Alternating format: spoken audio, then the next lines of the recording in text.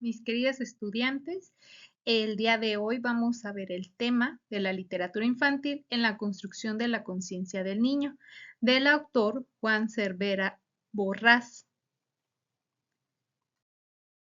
Bien, y bueno, esta acción de la literatura vamos a definirla como es el conjunto de manifestaciones y actividades que tienen como base la palabra con la finalidad artística que interesa al niño.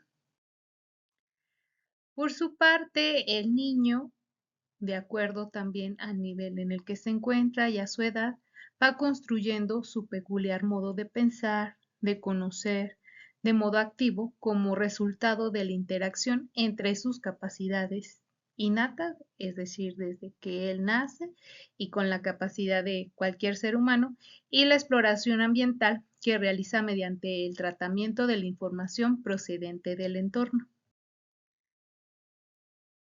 Bien, y de acuerdo también al nivel en que se encuentra, pues va creando una conciencia. Desde el punto de vista psicológico, esta se define como el conjunto de procesos cognitivos y afectivos que forman un gobierno moral interiorizado sobre la conducta del individuo.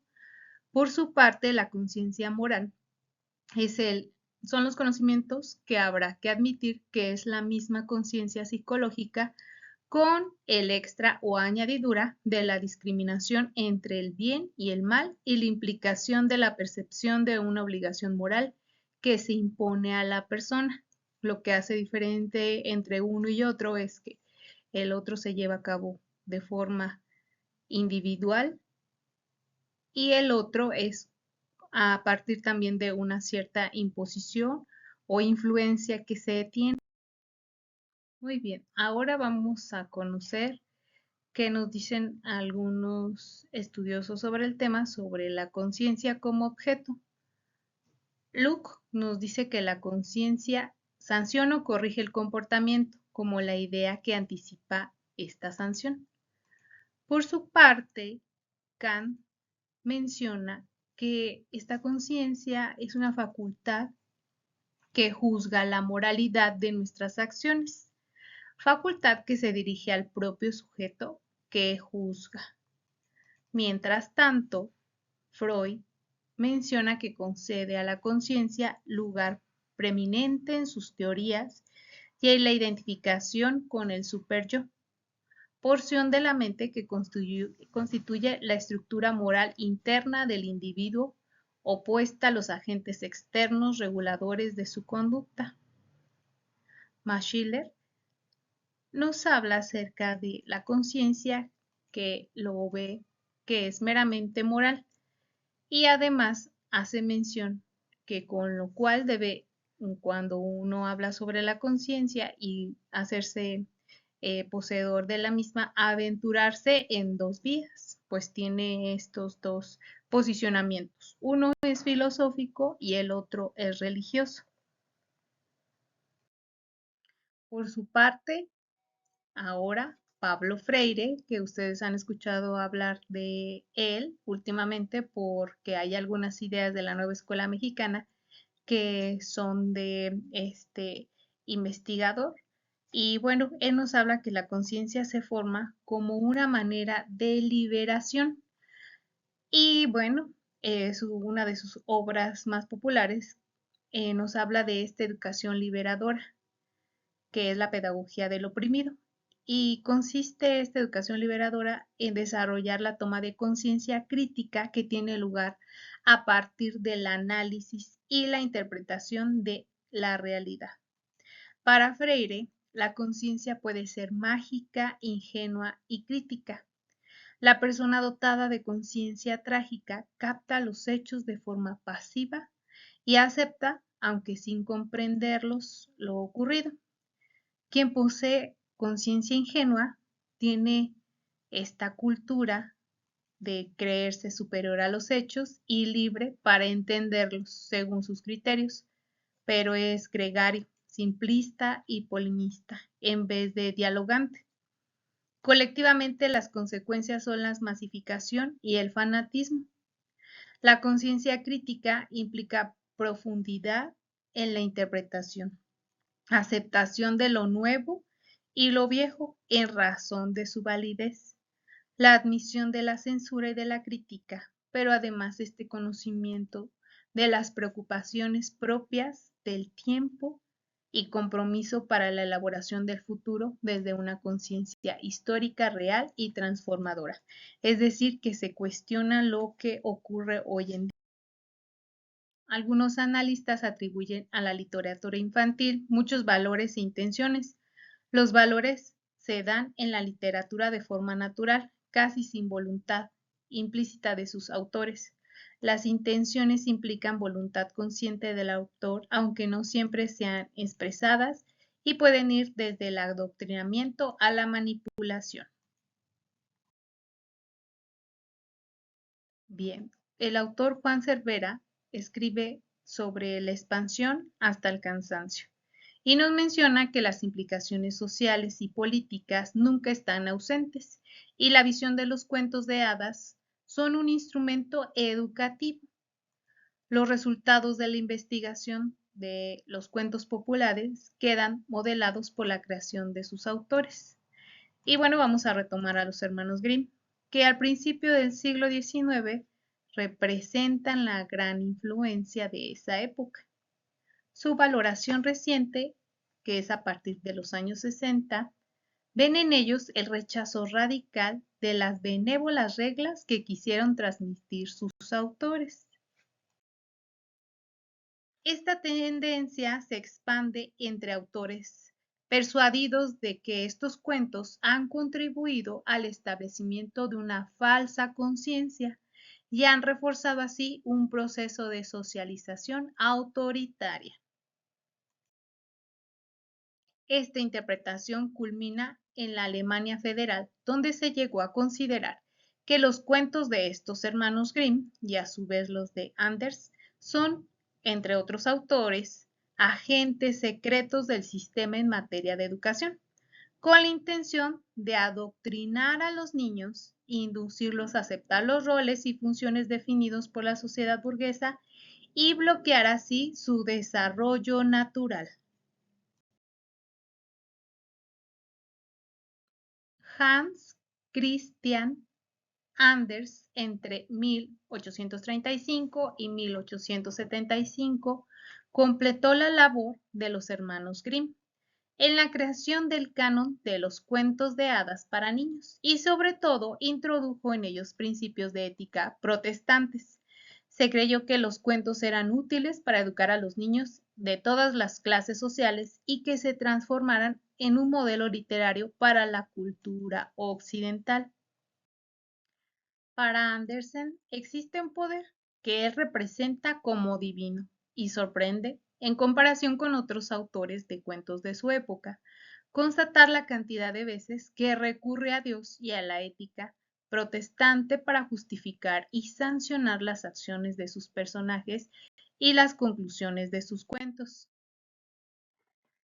En la segunda mitad del siglo XIX, en el discurso socializador de los cuentos de hadas, se experimenta un fuerte cambio por parte del mundo anglosajón.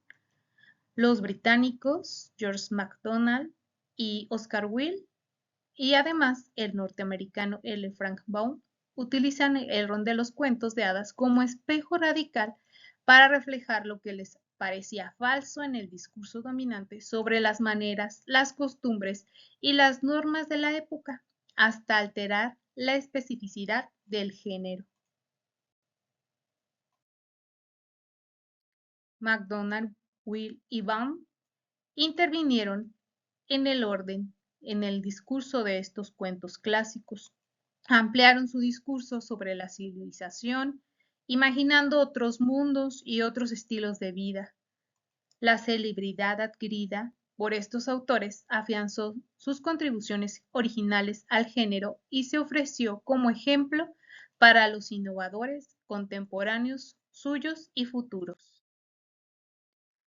Plantearon sus relatos desde la perspectiva de las clases desfavorecidas, impulsaron así la necesidad de modificar y reordenar las relaciones, cuestionando la arbitrariedad de la norma autoritaria.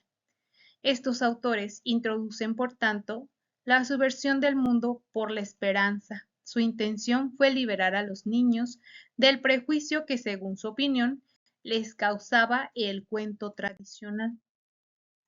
En la tercera etapa, el afán de llegar, por medio de la educación de los niños, a la solución de problemas, ha arrastrado a pensar que los cuentos de hadas reflejaban que estas sociedades eran patriarcales o semifeudales, que además carecían de ímpetu concienciador ante el peligro nuclear, ante la destrucción ecológica, así como para hacer frente a problemas sociales derivados de la industrialización o crisis económica.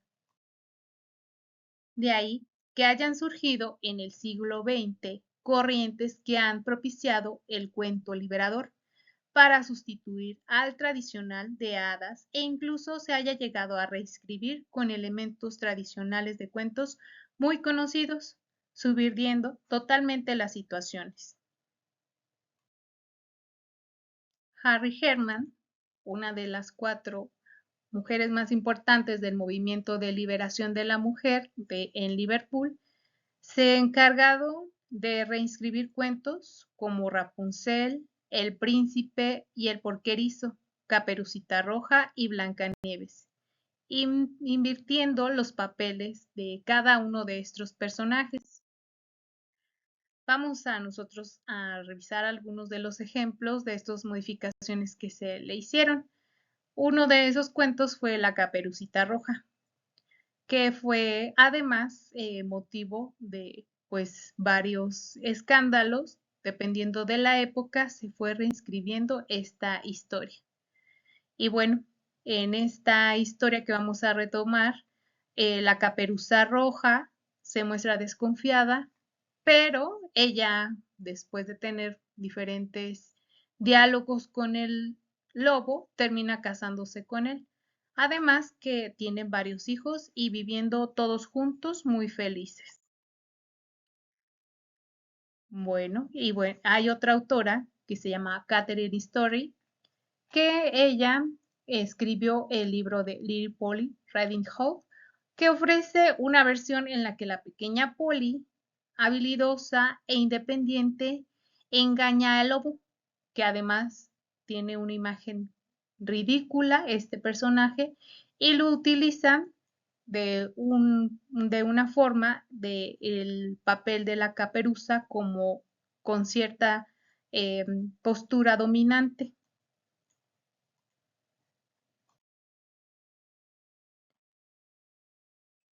En cualquier caso, el niño sigue atento y además demandan estos cuentos que ellos vayan analizando e identificando este significado. Cuando un niño tropieza con algún cuento que responde a alguna de sus necesidades íntimas, se aferra a él y pide insistentemente que se lo repitan una y otra vez, un día y al siguiente, a menudo con sorpresa y en alarma de sus padres, desconocedores de qué es o cuál es el verdadero motivo de esta repetición insistente del mismo cuento. Bueno, las razones son insospechables, pero es muy importante que se tenga este acercamiento con los niños, porque para ellos cobra un significado lo que ocurre en la trama del cuento. Cabe recordar también el caso de un niño de 6 años que todos los días quería que le pusieran, ya sea que se lo contaran o le pudieran el video de My Fair Lady, que trata de un niño de mucha vitalidad que en el colegio tiene frecuentes dificultades por su no menos frecuentes peleas con sus compañeros de curso. Es evidente que recibe por ello las consiguientes reconvenciones y hasta castigos. Lo curioso es que este niño, al explicar espontáneamente por qué le gusta ese video, confiesa que es porque es muy bonito y porque no hay en él peleas como en otras películas. Es evidente que el niño mantiene interés por un cuento y pide su repetición, mientras le va sirviendo de respuesta a alguna de sus dudas o posibles necesidades. Cristina Meis así lo reconoce. Ese tema emanera de alguna fugaz, sino inconsistente, esa necesidad o insaciabilidad ante la narración repetida del mismo cuento constituye un indicador clarísimo de la oportunidad de los cuentos como medio educativo. Y finalmente, el niño se ve a menudo asaltado por angustia, siente necesidad de ser amado, incluso de ser preferido, y experimenta temores de ser abandonado o no querido. Hay numerosos cuentos que directa o indirectamente apuntan a estas situaciones concretas. Hoy en día, muchos niños no creen en ámbitos de seguridad ofrecidos por la familia o la comunidad, perfectamente que además están desintegradas. Por eso es importante proporcionarle al niño actual imágenes de héroes solitarios que superan todas las dificultades, relatos con final feliz y la victoria del bien sobre el mal. El niño siente que el mundo funciona perfectamente y que se puede sentir seguro en él, únicamente si sabe que las personas malvadas encuentran siempre su castigo.